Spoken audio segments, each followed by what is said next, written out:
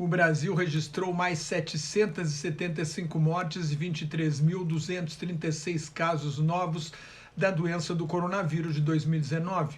O total subiu para 108.604 mortes e 3.363.000 casos.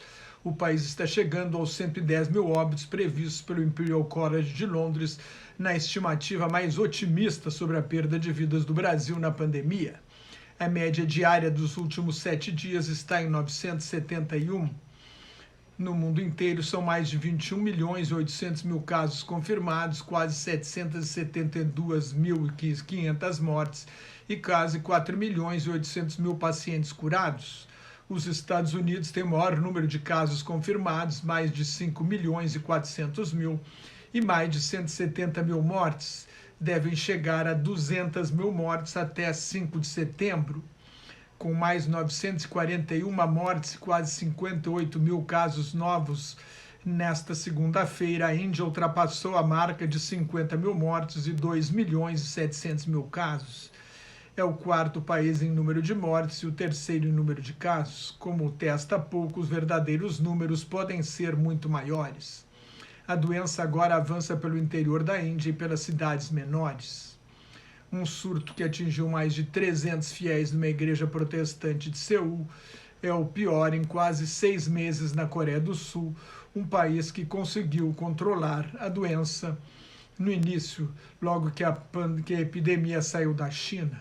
Foi um dos primeiros onde a Covid-19 chegou quando a doença saiu da China. Tem hoje 15.700 casos e 306 mortes. Mais uma morte foi registrada nesta segunda-feira. A Indonésia notificou mais 1.821 casos novos e 57 mortes na segunda-feira.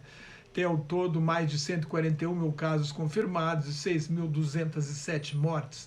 É o terceiro país em número de mortes na Ásia, depois da Índia e do Irã. As Filipinas tiveram mais 3.314 casos novos e 18 mortes nesta segunda-feira, somando quase 164.500 casos confirmados e 2.681 mortes. A Itália fechou as boates e as discotecas e tornou obrigatório o uso de máscaras. Houve 629 casos novos no sábado na Itália, desde fevereiro. Foram mais de 254.000 casos e 35.500 mortes na Itália. O Líbano teve um novo surto depois da explosão que arrasou o porto de Beirute e atingiu várias clínicas e hospitais em 4 de agosto. No domingo, houve 439 casos novos e 6 mortes. O Líbano tem pouco mais de 9.300 casos confirmados e 105 mortes. O ministro interino da Saúde propôs um confinamento rigoroso de 2 semanas para controlar a situação. O Vietnã registrou mais 19 casos novos, levando o total para 976, com 24 mortes. Na Nova Zelândia, a primeira-ministra Jacinda Ardern adiou as eleições parlamentares de 19 de setembro para 17 de outubro para conter um surto que colocou cerca de 1/3 da população do país em confinamento, porque a sua maior cidade, Auckland, entrou em quarentena. O jornal da New York Times reportou que a Covid-19 está provocando graves problemas cardíacos. No início da pandemia, parecia que o órgão mais atingido era o pulmão. Agora, os médicos americanos já consideram que é o coração. Cidade de Cantão, no sul da China, suspendeu a importação de carnes, peixes e frutos do mar congelados depois da suspeita de que asas de frango do Brasil tenham provocado um surto na cidade de Shenzhen.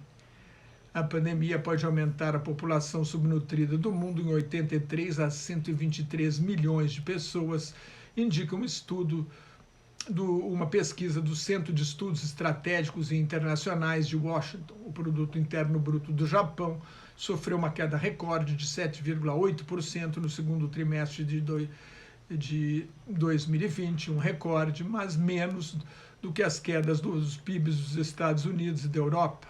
Começou nesta segunda-feira a Convenção Nacional do Partido Democrata, que vai homologar as candidaturas de Joe Biden e Kamala Harris à presidência e vice-presidência dos Estados Unidos na eleição de 3 de novembro. No principal discurso da primeira noite, a ex-primeira-dama Michelle Obama escreveu a situação do país como caótica, muito pior do que quando seu marido deixou o poder, e Biden como um homem decente, preocupado com o bem-estar social de todos os americanos e não só do eleitorado branco, como o presidente Donald Trump, quem acusou de incentivar o racismo sistêmico e também pelo fracasso total diante da pandemia.